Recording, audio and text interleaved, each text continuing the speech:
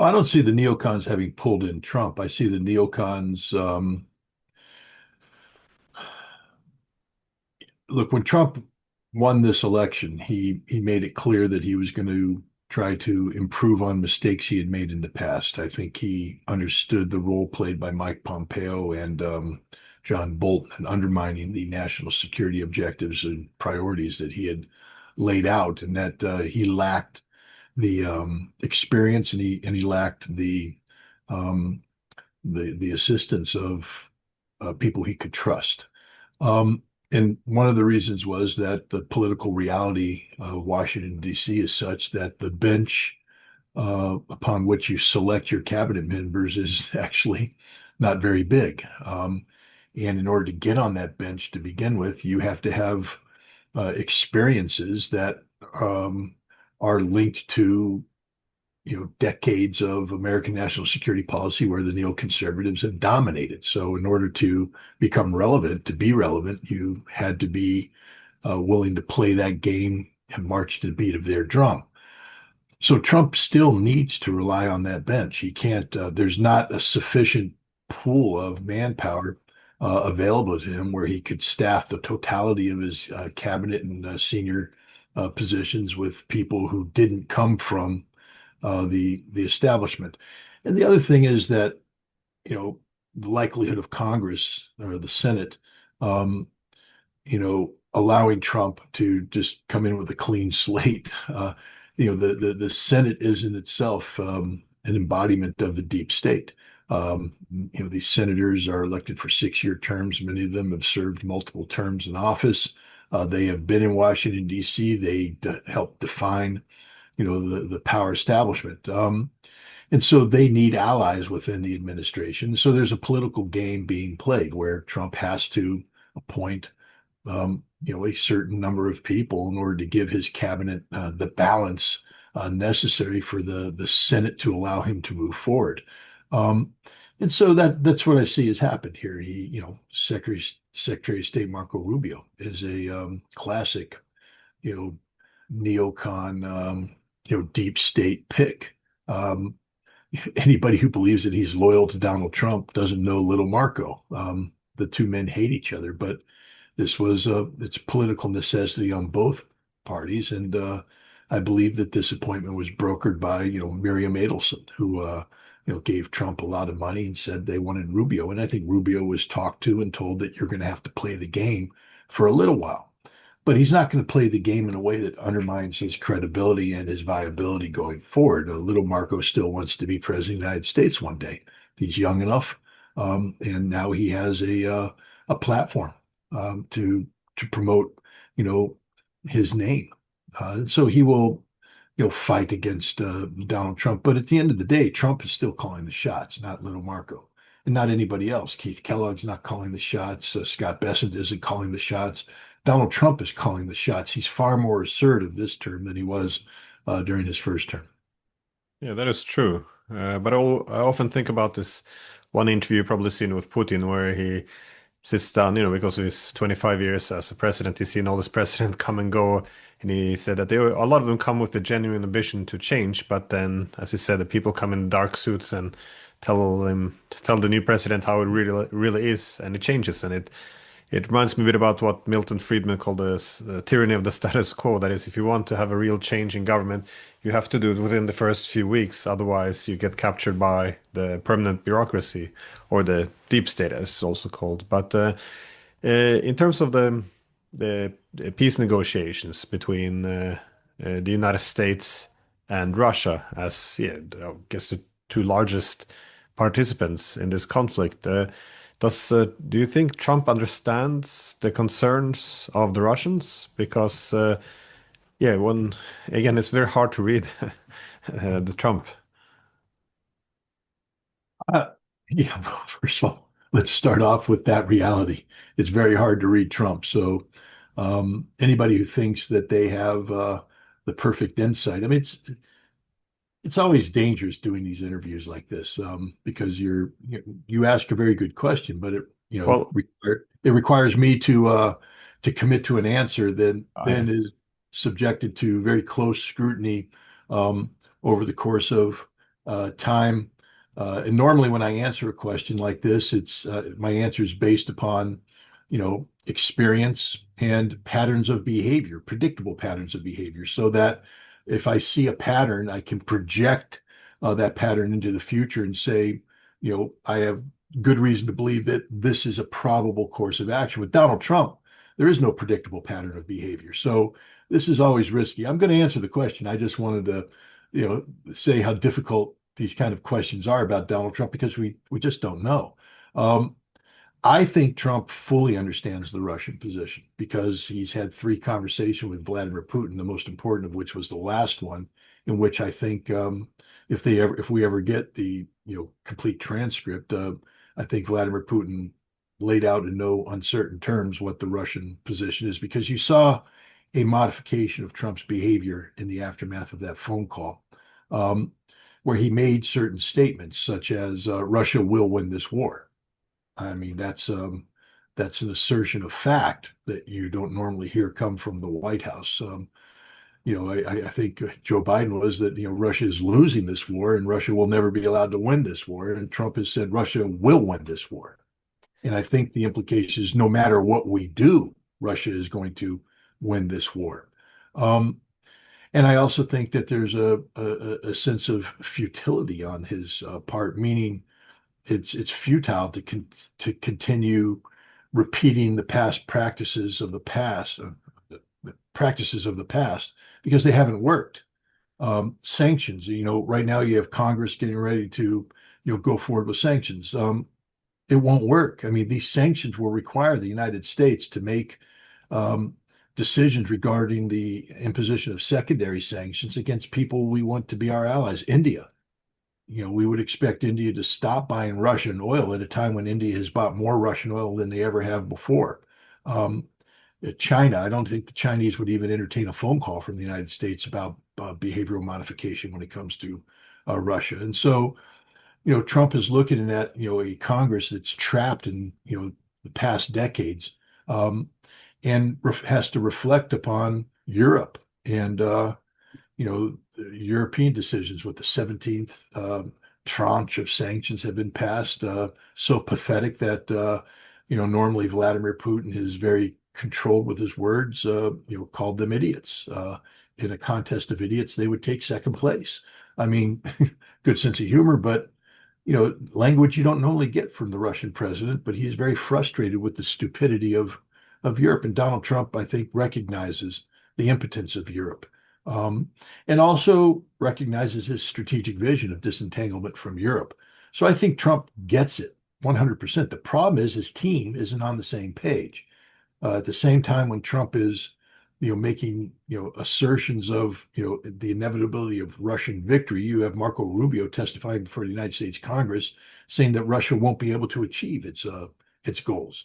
Um, I mean, this is a disconnect. Does the Secretary of State make declaratory policy, or does the President of the United States? And whose voice should have more weight? This is the disconnect. You have Keith Kellogg, who's literally off in la la land with the things that he's talking about, totally disconnected from the policy direction that Donald Trump appears to have taken. Even J.D. Vance is, you know, offbeat, saying things, um, at a time, at least Marco Rubio, when cornered by Congress, I think it was Bill Keating asked him, is President Putin a war criminal? Understood that you can't answer that question, no matter how you feel, because of the need to um, keep the potential of dialogue and discussion open. But J.D. Vance is giving a speech at one of the military academies where he says that Russia is our enemy and that we have to prepare to go to war and fight them. Um, Not really the speech that should be given right about now. If your policy direction is that of peace, there's a lot of confusion in the Trump administration. And a lot of the confusion comes from the fact that Donald Trump himself seems to be, altering direction every other week. Who knows what he's going to say? And one of the big unknowns, one of the reasons why it's so difficult to forecast Trump, is that a lot of what drives him is ego. in how his ego is being massaged at a particular time, a given day, and a given week. Vladimir Putin had a 2-hour phone call that made Donald Trump feel pretty darn good. But the the benefits of that massage quickly dissipate over time, and now we have different people whispering into Trump's ears. And will he? He doesn't have the foundation of fact-based knowledge about Russia that is needed to sustain a position over time, and so he is now a victim to that which is whispered in his ear. And I'm afraid that this time next week somebody will be able to whisper something in his ear that gets him to say something completely different. And you see the Russians, they appear not to care. I mean, I'm sure you'll ask about this, but between Lavrov and Putin and Medinsky and the whole crew, Russia's all in for the strategic defeat of Ukraine. There's no room for Russia to yield on any of the issues that Europe and the United States would like them to yield on to create this potential of compromise. I don't think there's any compromise in Russia. I think this is going to finish with Ukraine being compelled to accept unconditional terms of surrender. I picked up on that. Rubio being confronted with this. Do you condemn the war crimes? It's interesting. It fits very well in with the European war propaganda model we have as well, because they start off with the moral position that don't you find it morally questionable, or wouldn't you condemn this? And of course, if you don't condemn it, you're a horrible person, and you're finished. So you're not relevant anymore. And if you do recognize it, which is required to be relevant, then you locked yourself in, because if you're essentially buying into the narrative that we're fighting Hitler, then we can't anymore have any compromise. We can't have any talks. There's no dialogue to be had, no diplomacy, and the only path forward is then war, more weapons. And this is how we ended up essentially banning political dissent across Europe. But because it looks like Trump has at least 2 occasions that NATO expansion provoked the Russian invasion. Yeah. Which is important, because you have to recognize the concern of the other guy if you actually want to alleviate this security concern and find peace. And he also recognized that the Russians are, as I said, winning the war, and they're holding all the cards. So, and if he then understands also that Russia has some security demands which are non-negotiable, such as not having NATO soldiers in Ukraine, such as the proposal by Keith Kellogg, as you described as La La Land. What is the path forward then? If the Ukrainians and the Europeans refuse to even, I mean, it's not even that they don't want to. At least the Ukrainians talking now. The Europeans, they still don't want to even pick up their phone. So when America says it will either need a negotiated settlement now or walk away, is this already a done deal that they will walk away, or do you think they can pressure the Europeans to start to see the world as it is? Well, let's understand that walking away will hurt Europe more than it will hurt Russia. That Trump's walking away isn't that he's walking away from Russia into the arms of Europe, where he will, double down on NATO's viability, increase the number of American forces deployed, supply endless, tranches of weaponry to Ukraine to empower them to somehow defeat the Russian threat. Walking away means he just simply walks away and leaves Russia to its own devices. But I think that there's a different strategy. I do think at the end of the day, the United States will walk away, but they may actually walk toward Russia. We have the Russians are the instigators of the 1,000 to 1,000 trade. They're the ones who put that on the table. So in the mind of Donald Trump, it's the Russians that pushed for this, and they get points. I think either Medinsky or Lavrov recently said that as soon as this prisoner trade is done, Russia will provide in writing the blueprint for a negotiated settlement, which is one of their obligations under the Istanbul II discussions. So Russia will be checking off all the boxes it needs to check off to be seen as being compliant, which is what Putin said. And so Trump's ego will say, I talked to Putin, we made these agreements, and the Russians are living up to their end of the agreement. The problem will come with Ukraine. I mean, one of the interesting things that came out of this Istanbul too is the conversation. I think it was reported by Medinsky that he had with Yermak about where Yermak said, you guys got it far easier than we do because you only have one boss. We have three. A stunning acknowledgement by the head of or one of the senior members of the Ukrainian delegation that Ukraine is not a sovereign state, that Ukraine has no sovereignty. Sorry, was this comment made public? I didn't catch it.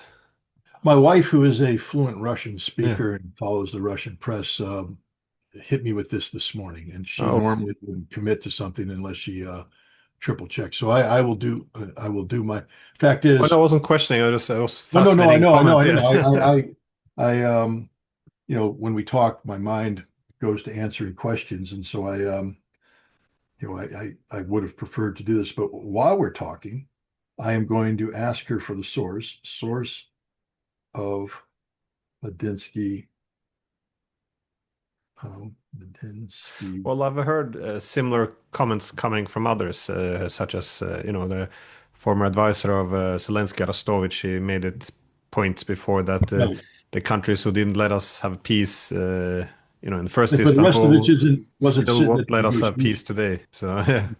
But he wasn't at the negotiation. This is a senior negotiator of the Ukrainian side acknowledging to the Russians, we have no sovereignty. And that means that there won't be any peace. I think that's the reason why there won't be a peace plan is because Ukraine doesn't represent itself. And there are other interests. Remember, the European interest in Ukraine isn't a free and sovereign democratic Ukraine. It's to use Ukraine as a proxy to defeat Russia. And that was also the American goal and objective. So nobody cares about Ukraine. Nobody. Not even the Ukrainians, because the Ukrainians can't speak for a single voice. This is why a peace process is doomed, because to have peace, both sides have to be interested in peace. Ukraine is not interested in peace. Not at all. No one has articulated anything in Ukraine that remotely resembles reality when it comes to bringing it into this conflict. Ukraine lives in a fantasy land, whether it's a drug-induced fantasy land in Bankova Street in the mind of the president, or ideologically driven fantasy in the minds of the nationalists that he surrounded himself with. The bottom line is there's no reality from a policy perspective coming out of Kiev. And as long as that's the case, then Russia has no choice but to continue to press forward. And from what I'm seeing, every day the situation just gets much worse for the Ukrainians on the battlefield. And now Russia has made a decision, Vladimir Putin, that in addition to the threats made about the four oblasts, Odessa, Nikolaev, Dnipropetrovsk, and Kharkov, becoming part of Novorossiya, Putin has said, yeah, we're going to take 3 additional oblasts, maybe not to incorporate them, but they will become a buffer zone. And so Chernihiv, Sumy, and Kharkov now are on the block for different purposes. Ukraine's shrinking as we speak. And the one thing about the Russians, they don't commit. Vladimir Putin doesn't commit to something, then walk away from it. So, this commitment is not, I don't believe, a negotiating ploy where he puts something on the table only to withdraw it when a counteroffer is out there. This commitment was made because there is no viable negotiating partner in Ukraine, because Ukraine doesn't speak with a single voice. And so this is Vladimir Putin doing what is necessary for Russia to achieve the terms that it demands for peace. And one of the terms is that Ukraine will never again be allowed to put at risk the territory or the people of Belgorod and Kursk. Yeah, you sound a bit almost word by word like Arestovich there, he makes the same point as well that yeah, the state more or less has captured, and yeah, some of the rationality is now absent. Also focusing on the failure to actually make a peace because they're in a horrible position at the moment. Or as you said, of course, the front line's been crumbling a bit for a while, but only on the last few days, what's happening? It's yeah, this idea that the front lines can be as stable as they were in the past. I think this is gone, and but it still begs the question of what do you see if the Americans walk away and the Europeans still, refuse to pick up a phone, and Ukrainians don't come together with a common position, how does this play out? Because you say they will get an unconditional surrender. What will Russia demand or take in such a surrender in terms of territory? Do you think they will go for annexing some more regions or simply doing some buffer zones? What do you think? Well, if the Russians could get anything they want, what would they want? What would they demand? Because in Europe, people are convinced that Russia would take all of Ukraine, but again, this is a bit la la land as well. But what would they take? I firmly believe that if Russia could write the script, that Russia would have had Crimea, a land bridge to the Donbass, and that's it. And they didn't even want the land bridge. They were willing to give that land bridge away. What Russia wants is a stable Ukraine. What Russia wants is a Ukraine that is not hostile to Russia, that doesn't operate in opposition to Russian interests. A new government, that's what Russia wants. The absorption of territories is not something that comes free of cost. The conversion of Kherson and Zaporizhia. I spoke to the governor of Kherson, and it is not just that you have to deal with the consequences of war, but you are converting Ukrainian oblast that has been subjected to deterioration while Russia was emerging from the nightmare of the 1990s and improving its quality of life. Ukraine was deteriorating, especially in the peripheral oblasts where you had a Russian language dominated population. They were not a priority in terms of investments, infrastructure investments, et cetera. So, the Russians saw this when they took over Crimea in 2014, the horrific damage that had been done to the infrastructure of Crimea, that Russia's now been compelled to spend billions of dollars to fix, and they're still working on it. That exists in Kherson, that exists in Zaporizhia, that of course exists in Donetsk and Lugansk. All of these four oblasts have to be brought up to Russian national standards, and this is very expensive. So the idea now of absorbing, Odessa, absorbing Dnipropetrovsk, absorbing Kharkov and Nikolaev, yes, you get to draw a nice little line on the map, but you own that, which means you got to bring it up. That's a big expense, an unbudgeted expense. There's no budget in place for the billions of dollars needed to bring these territories up to Russian standards. So I don't think Russia wants that. I don't think Vladimir Putin wants that. He looks at the Russian reality and says, we're doing okay. We have an economy that's functioning, that's growing. But the last thing we need to do is sink it by bringing in these unfunded mandates that are brought about. So they will only take these four oblasts and driven to that decision point by, the realities of national security. And I think that's what's going to happen. I do think they're going to take Odessa, Nikolaev, Dnipropetrovsk, and Kharkov. And I do think that the mechanism of absorbing these will be through referendum that are carefully controlled by the Russian Federation. I do believe that there will be a new government put in play. You saw, if the rumors are correct, this former advisor to Viktor Yanukovych, who lives in Spain, was in Kiev in May. I forget in May 14th through 19th or something of that nature, having meetings with senior Ukrainian officials, including some rumors say Zelensky.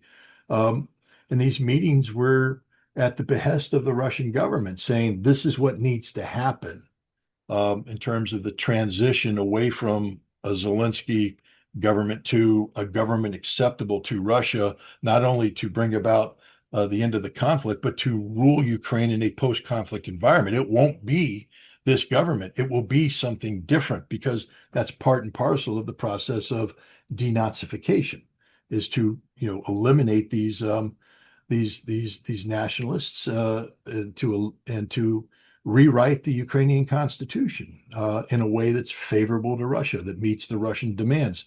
This guy was killed because of it. But the Russians, I've spoken to former prime ministers of Ukraine that are now in Russia. I've spoken to other officials. They are looking to a post-conflict reality where Russia is in control in Kiev. And that's a necessity. Now, is that sufficient? If Ukraine wants to fight to the death, Russia's already said, in addition to the 4 oblasts that I believe will now be occupied by Russia and subjected to eventual referenda for joining Russia. Kharkov is one of those, but now we have Sumy and Chernihiv that are going to be buffer zones. I don't know if there'll be buffer zones in their totality or 150 kilometers from the border, but we're talking about significant swaths of territory.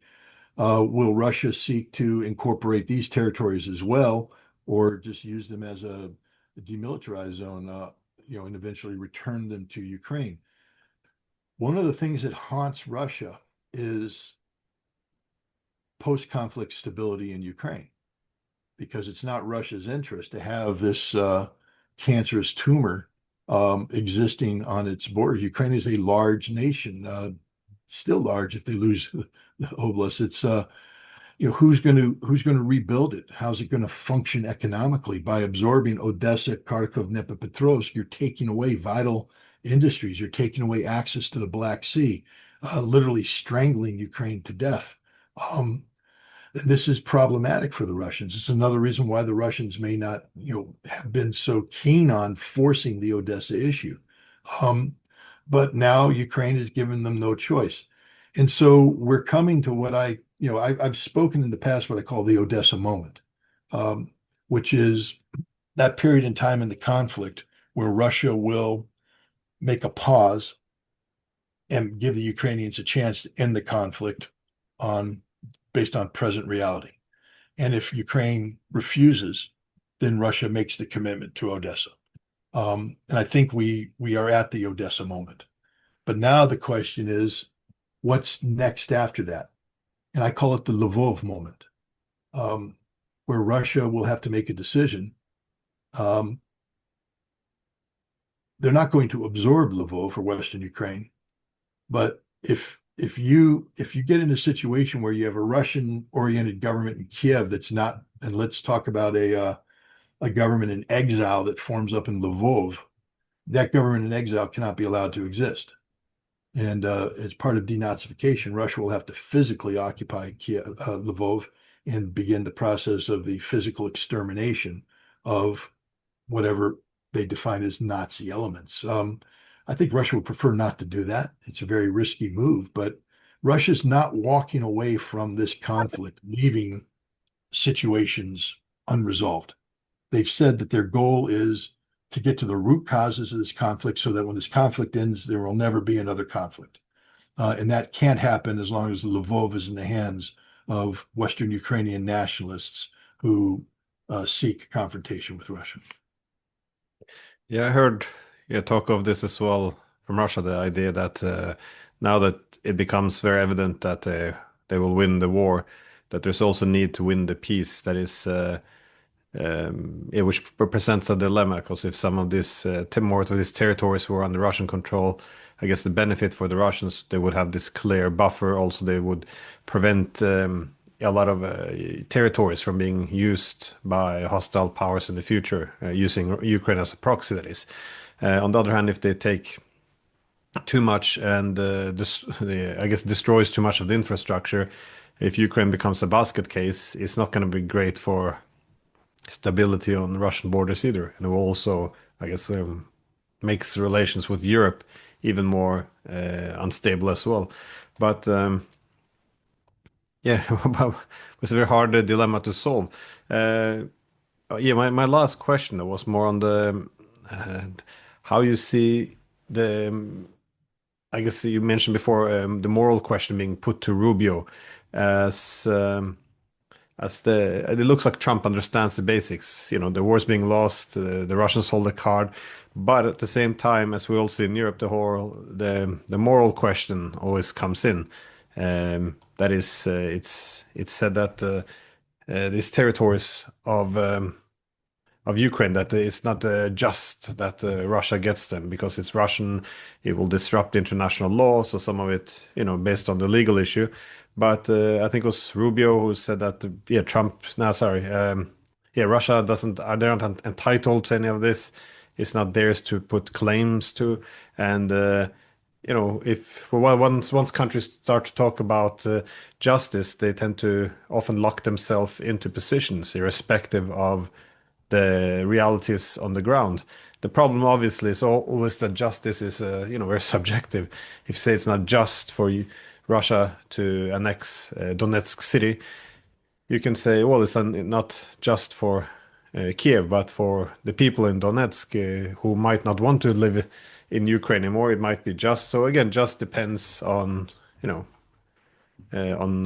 yeah, from whose perspective. But that being said, do you see this new word language being used a bit by Marco Rubio and others in the government may again lead to a more aggressive policy now towards, or at least less accommodating? There is that risk. I mean, because look, there's an obvious retort, but I don't see anybody in the United States who's politically viable having the courage to say that. But you know, I'd be more than happy to come to any European capital and stare their leaders in the eyes and hit them with, you know, the following challenges. Was it just to dismember Germany in a post-World War II environment, giving Silesia to Poland and dividing Poland up, giving Eastern Poland into the Soviet Union? Was this just, or was it necessary for regional stability and security? Was it just for the United States and Europe to support the Croatians to carry out a policy of ethnic cleansing to drive Serbians out of Croatia so that you had a more ethnically homogenous Croatia in a post-conflict reality? Just or reality? And when we speak about international law, no one's been able to contradict the Russians' articulation of Article 51 of the United Nations Charter in regard to the decision to go into initiate the special military operation. Collective self-defense is not just a principle that Russia invented on the spot, but a principle that was applied by NATO and the United States in justifying their intervention against Serbia and Kosovo. So the West literally has no grounds. Then I would confront Marco Rubio about his stance on the Golan Heights and why the United States allows Israel to annex the Golan Heights and feels that this is justified because it was the fruit of war, because continued possession of the Golan Heights by the Syrians represented an existential threat to Israel, and Israel had no choice but to do this. Then that same logic clearly applies to everything that Russia is doing. And the final thing is Russia didn't start this conflict. And I will confront every single member of Europe and every European government and the United States about the true history of their respective involvement in Ukraine. Uncomfortable history that they don't necessarily want us to get into. But I would like to know what their involvement was in the 2004-2005 color revolution in Kiev, because that didn't happen by itself. I'd like to know about the European money that went in to facilitate the rise of Yushchenko and the Ukrainian nationalists. I'd like to know about the role of the CIA, which had a relationship with Ukrainian nationalists dating back to 1948 and continued nonstop until 1990 when it was transferred over to various non-governmental organizations funded by USAID and the National Endowment for Democracy. The German Marshall Fund. I'd like to get into every one of the funds that the Europeans operate on. The bottom line is this war is a war that Europe and the United States were looking for. Europe doesn't talk about the role they played in the training of Ukrainian forces from 2015 onward. What was the purpose of that training, Europe? What did you train them to do? At least the U.S. Army is honest enough to have put out a slide that says we train a battalion of Ukrainian forces every 55 days here in the West to go east to fight the Russians and liberate the Donbass. At least we were honest about that. Europe is incapable of being honest about what they were doing, but we know what their intention was, and we know what their intention is to this date. So for Europe to pretend or articulate in any way, shape, and form that this war was started by Russia, when Russia is the only party that has consistently sought an off-ramp from conflict, is absurd in the extreme and insulting. But as you said, the current political reality is such that nobody will survive politically, even if they speak truth to power. And right now, we don't have anybody in the United States capable of standing up to Marco Rubio during his congressional testimony. And there certainly isn't anybody who is politically viable at the moment who is willing to stand up to the European driven narrative that Russia is to blame for this conflict. Russia didn't start this war, but you know what? Russia's going to finish this war on their terms. So yeah, just to finish, then you don't see a political settlement being possible. This will be ending with a Russian victory and a surrender on the Ukrainian side. Yeah, and I also see that the Russians are, again, the only thing more dangerous than trying to forecast Donald Sorry, I Trump's keep asking you for forecast. I apologize. It's always not a great. Yeah. is putting myself in the shoes of the Russian government, which I can't do. I mean, I can't speak for them, but I will say this: having studied um, Russia, the Soviet Union, and while I can't claim expertise, I always hesitate to use that term. I can complain. I can say competence in discussing matters pertaining to Russian foreign policy and national security policy. I think the Russians are looking at Europe right now as a region, Western Europe, as Europe in its totality, I guess, as a region in transition. And so normally when you make policy, you want known knowns, you want quantifiables. Uh, as Anatoly Antonov, the former ambassador of Russia to the United States, told me several times, predictability is one of the essential elements. It doesn't matter that the person is for you or against you. What matters most is predictability so that you can create policy that's consistent over time. Um, so I think when the Russians, when they're looking for predictability, the predictability trajectory of Europe is one of decline and one of growing impotence. So for Russia, for instance, to say we're going to predicate where we want to be in 2 years based upon um, declaratory policy of Europe today, where they speak of spending 800 billion euro on rebuilding the army and doing this, that, and the other thing. I mean, even the Germans, putting the 45th, armored brigade in Vilnius in Lithuania. I mean, you had to read carefully to realize they said it's a virtual brigade because it doesn't exist yet. It may come into power, into being 2027 or 2029 or 2030. We don't know if it ever will. It's a virtual brigade. It doesn't really exist. But this is the thing. All of Europe's power potential is virtual. You had Mark Rutte acknowledge that Russia is producing 4 times the amount of artillery ammunition than all of NATO combined, and that includes the United States. That's because the Russian defense industry is, mobilized far more efficiently than Europe, and Europe can't catch up. They're incapable of catching up. This is all wishful thinking on their part. The concept of harnessing their industrial potential and matching it with, the support of the people, because that's an important element that's missing. In fact, it is the fatal element in the European vision, because as we speak, we see forces of transition. I mean, yes, the European centrists were able to, I believe, manipulate the election in Romania to ensure that their person stayed in power. But how much longer is that going to be the case in Poland? We now have a runoff election on June 1st for the presidency, in which a Trump-like figure, a conservative historian, may in fact win out against Donald Tusk's, handpicked person for prime minister. In Portugal, was the Chigar party has surged now to have 58 seats in the parliament, and as we watch the Portuguese replicate the political failure of the rest of Europe, they can't keep a government in place. They had a socialist government elected in 2022. It fell, replaced by centrists in 2024, who collapsed under pressure from the socialists for this election today, where they've won, but they don't have a majority. But meanwhile, the right-wing party surges. In France, Marine Le Pen could play her party could be a very important factor in changing French politics. Keir Starmer is not a solid foundation of political stability. The AfD,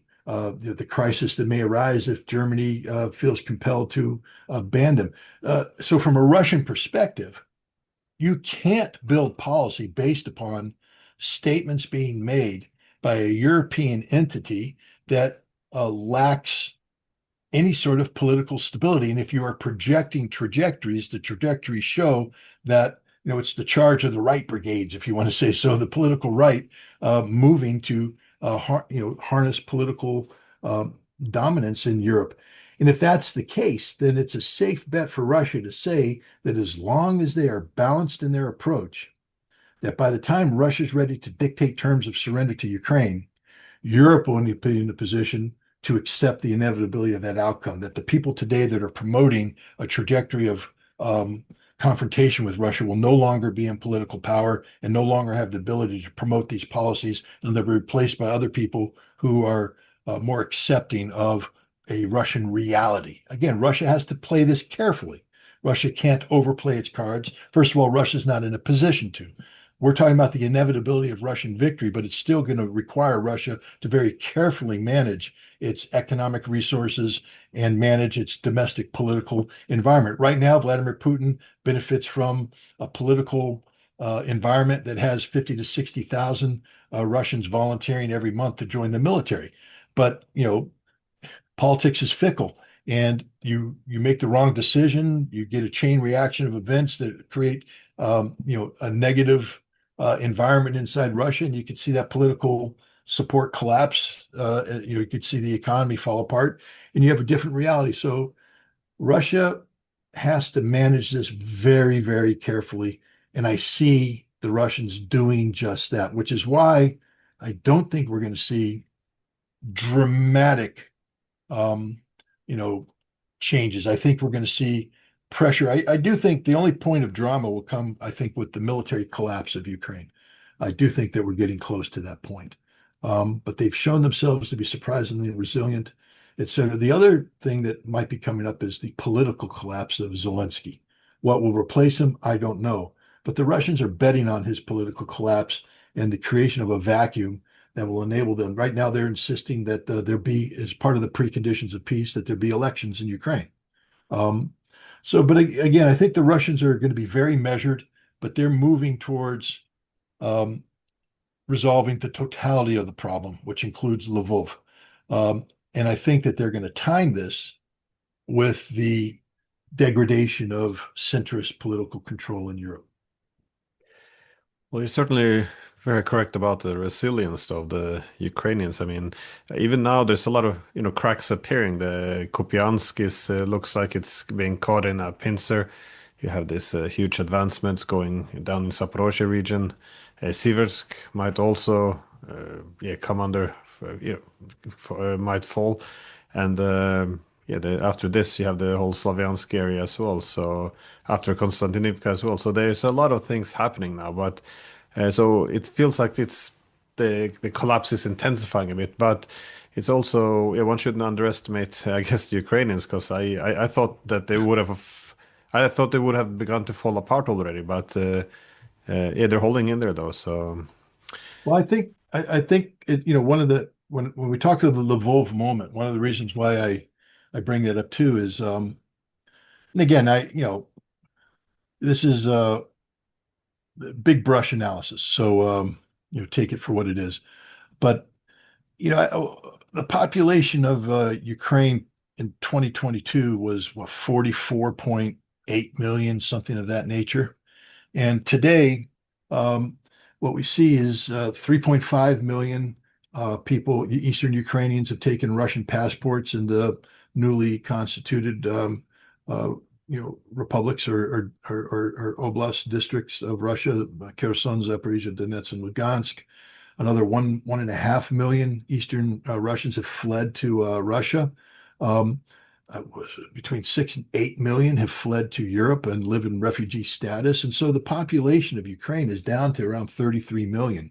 Um, that from a political demographic standpoint, that means that the whatever you know when you looked at the totality of Ukraine in 2022, you could say that the political center of gravity was in Kiev.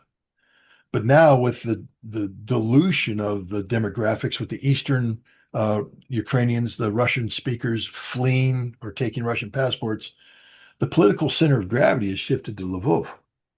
And these are hardliners. These are um, in many cases fanatics. And I think that that contributes to the resilience, and that because Ukraine in many ways is redefining itself as a nation, a national entity. And so, whatever political dynamic existed in the past, it doesn't exist today. I think there's part of this resilience comes from the fact that we're dealing with genuine fanatics who will not accept surrender as an option, and many of whom are willing to die before they surrender. And well, it was supposed to be my last question, but sorry. Do you think they will take Kiev? I mean, it seems like a bridge too far. But again, beyond power interest, it seems to have a very significant role in the whole national identity as, the mother of all Russian cities and all. Do you see this? What I see happening is I see the collapse of the Zelensky government, and I see a Ukrainian government taking control that will do the bidding of Russia. So you don't need to physically take Kiev. What I see happening is that politically it'll become aligned, and that you won't have Russian troops occupying Kiev, but you'll have Kiev um, becoming, I think you'll see a change in the security apparatus, a change in. I don't think any streets will be named Stepan Bandura Boulevard anymore. And but I don't see Russia physically occupying Kiev. No, not. I don't see Russia taking Kiev like the Battle of Berlin. If Russia comes into Kiev, I see it to be sort of symbolic after a political change. But no, that I don't think there's going to be a Battle of Kiev.